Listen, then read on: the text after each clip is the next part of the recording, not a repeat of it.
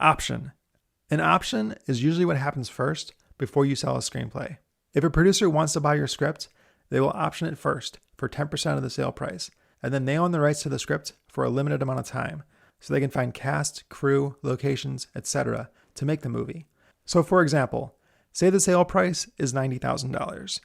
A producer will pay you $9,000 to option it for a certain amount of time. Most of my options are a year and a half. So in that year and a half, they have to get everything ready to produce the movie.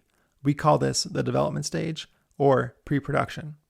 If after that amount of time, they don't have everything together, then the rights go back to the writer, and the writer can try an option and sell it to someone else. And the initial money they paid you to option the script is always yours. From the minute you sign the contract and get that 10% check, celebrate with that money.